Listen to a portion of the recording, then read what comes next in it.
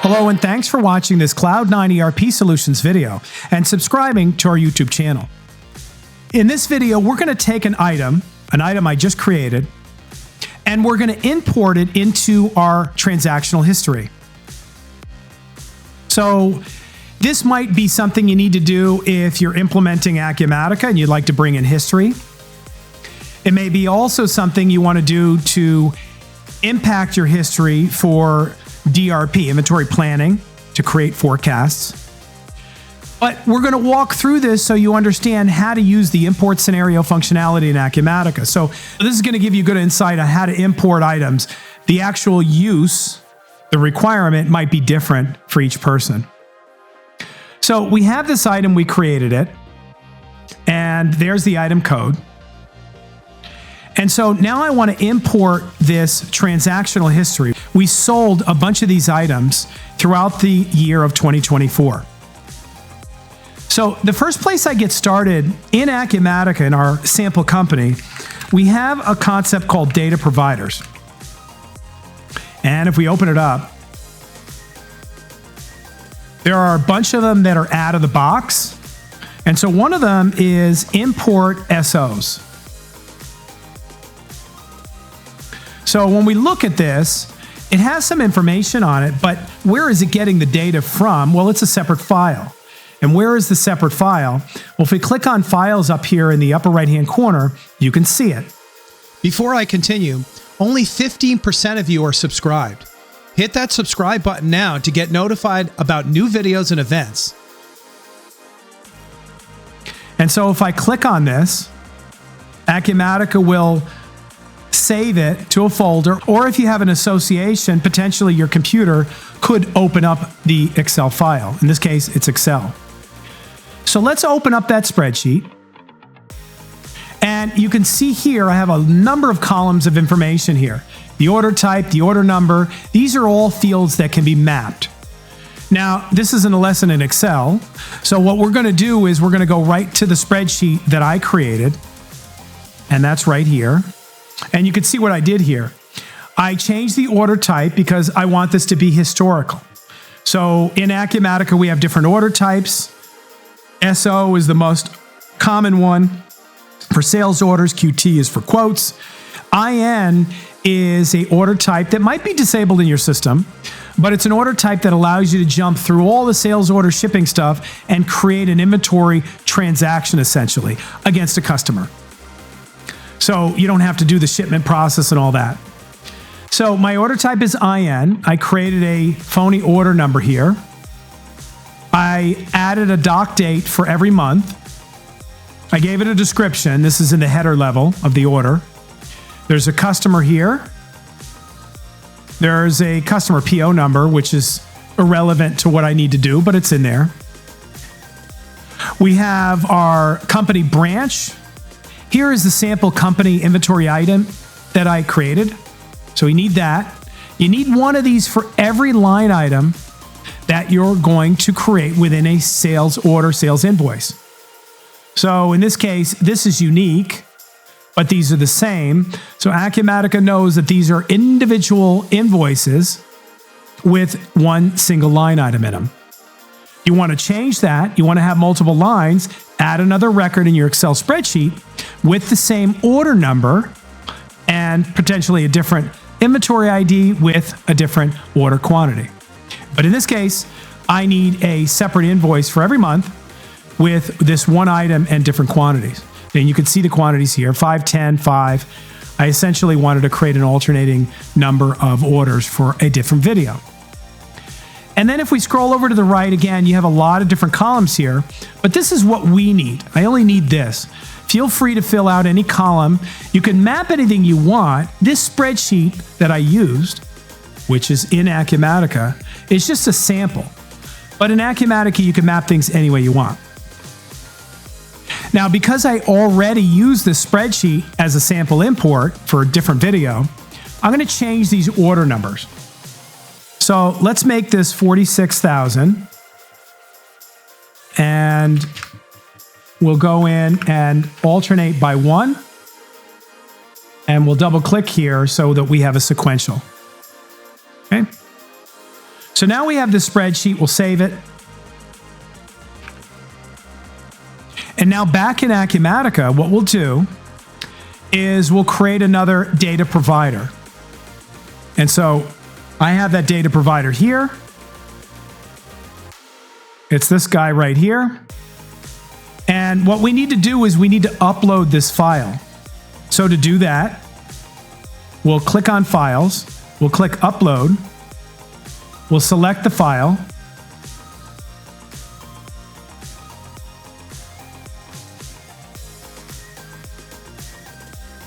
And then we'll close here. Now what you're going to see is these parameters. So if I click Reload Parameters, that'll automatically fill in this information. So the data provider, the file name, all of that will get filled in for you automatically. Just click this button. Under Schema, if we start over here, I already have it, but if we start over here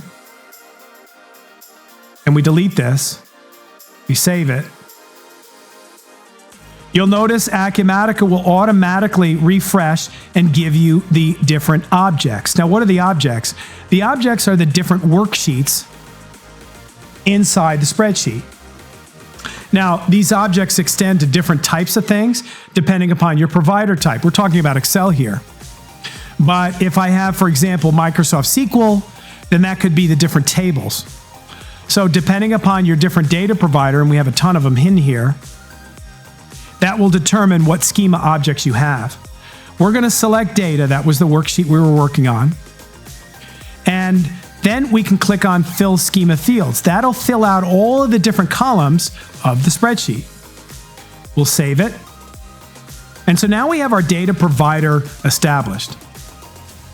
And if we go into more items and we go into integration, we can see how this all lays out. So we have our data provider here, and then we can create an import scenario or an export scenario for exporting. And so the import scenario looks at the data provider. You connect the two together. Then we also have the ability to go into transactions, import by scenario, where you want to do a single off import. You pick the import scenario that you created. I'm going to show you the import scenario in a second, the profile. And then you have a process screen, which allows you to see all your different import and export scenarios. And from there, you could select a bunch, you can schedule them. Yes, you can do imports on a regular basis if you want to, all in this area of Acumatica. But if I go to import scenarios and I create a brand new one,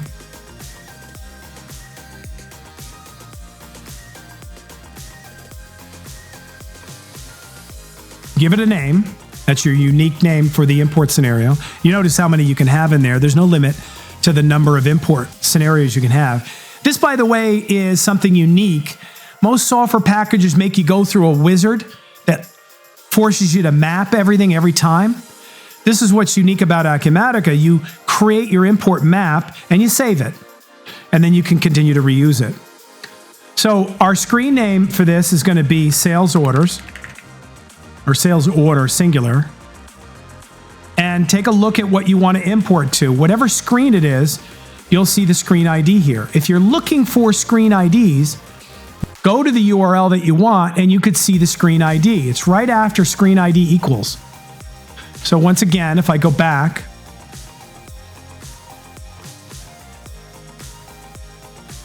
that's the screen ID I'm looking for. It happens to be sales order. So we'll select this. We'll pick our provider, which is this one right here. And now we have this mapping.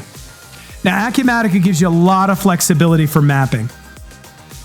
So what I do here is I click the plus button and I select my target object. Now, what do all these mean? Well, what you can do from here is view actually the screen at the same time. So if we split the screen, on the right-hand side, I can see my sales order screen. On the left-hand side, I can see my import scenario. If we click on the target object, order summary, you always have a summary for the screen. That's this top section right here. So if I select order summary, I can then select the source field, or the target field, I should say. Target field is everything that's at the top here. And if I scroll down, you'll notice I have order number. Now, for a transactional screen like this, I need order type and order number. And typically we want to pick the type before the order. Every screen's a little different. You can look at some of the sample import scenarios throughout Acumatica for a little bit more on this. But what we'll do is we'll select order type.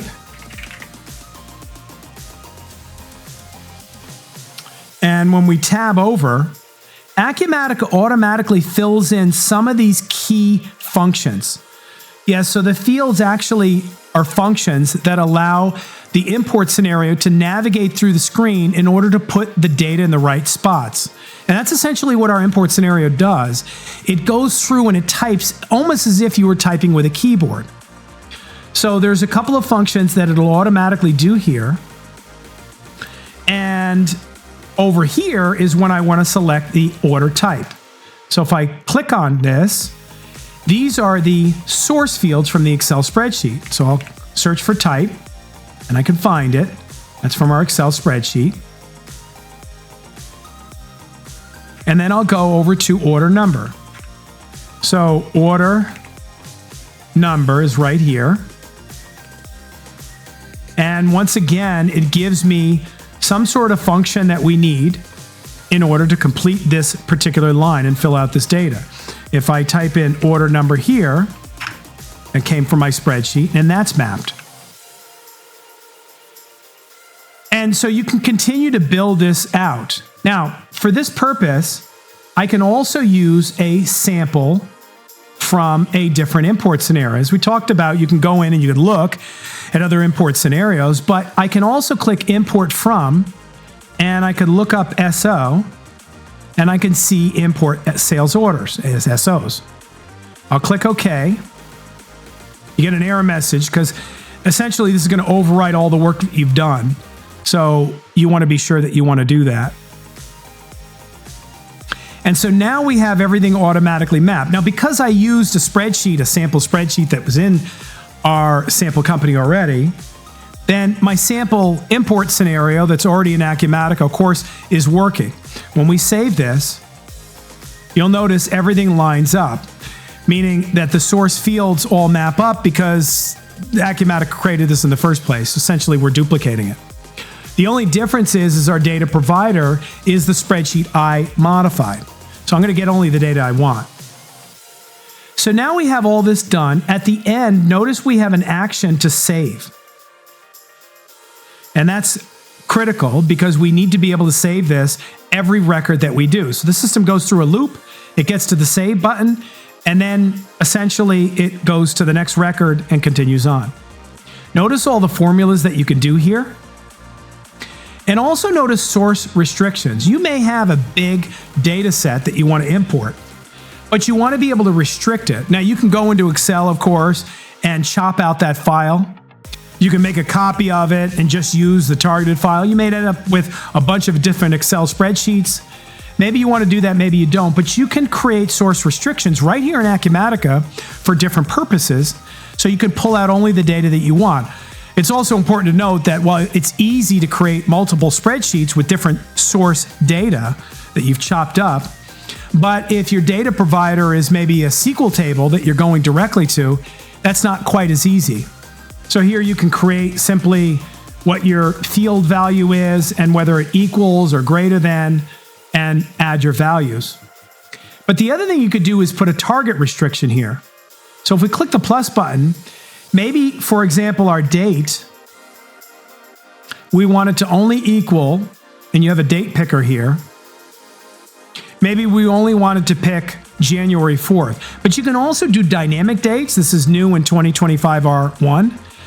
You can also do a dynamic date. So you can say, you know what, only saves to something today minus 7 days. So it'll go through and it'll calculate dynamically. So every time you run this import scenario, that this system can be smart enough. So you have all these values, these dynamic values that you can use. But we're going to leave the target restrictions alone. We're going to save it. And then we're going to go back to integration. And now we'll look at transactions, import by scenario.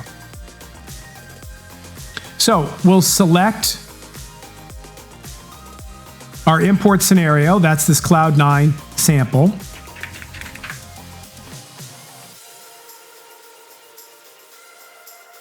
And the first thing we need to do is prepare. That brings all the data from our source data, and it brings it into this screen.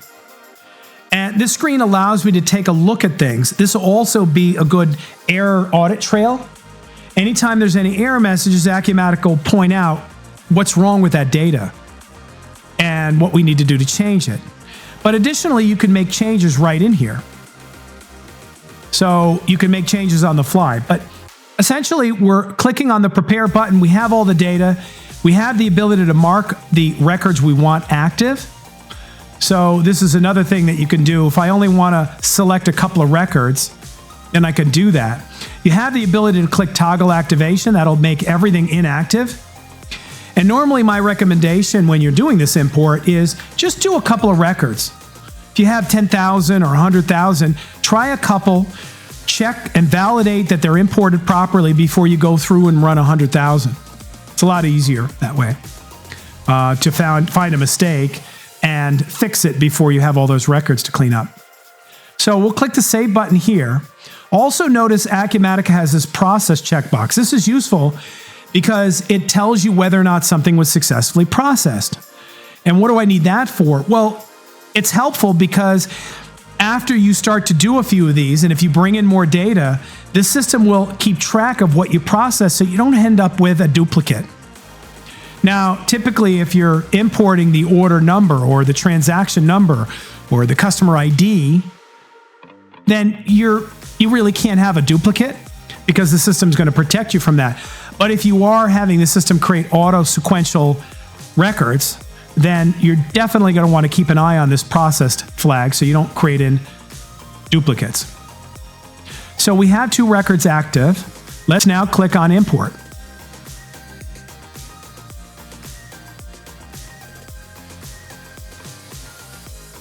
So we have 1 record that's done, but we get an error message, and the error message specifically tells us that the document can't be released because the available for issue quantity would become negative. So we're trying to import this inventory ID. So let's go into our sales order.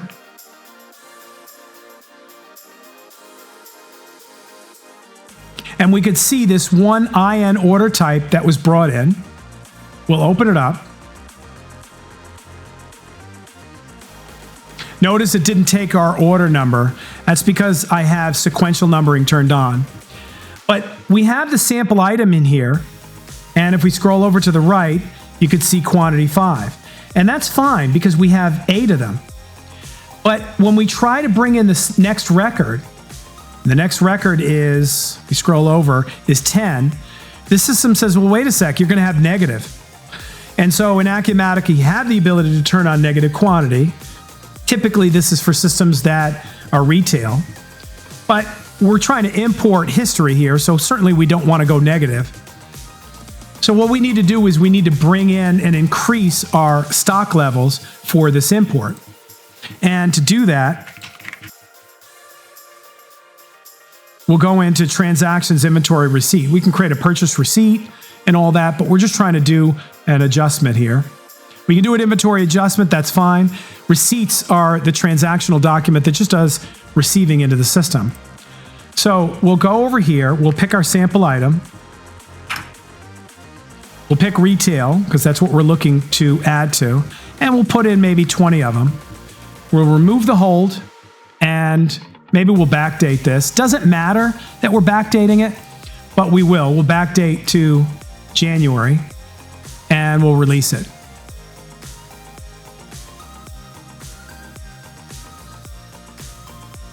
We'll go back to our import scenario, and we still have this 1 record active. Nothing else is active, and we'll click import.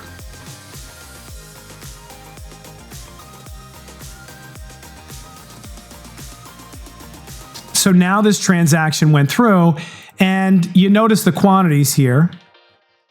We have quite a few. If I select a few more active, so we'll click on import.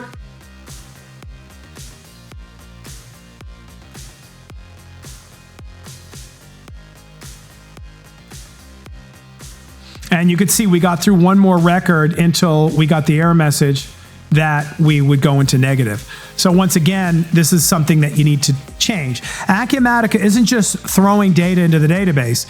It is checking all of the business logic and making sure you don't put something in there that you're not supposed to. And certainly you can't sell something if you don't have it in stock. Notice we have the ability to toggle processing also.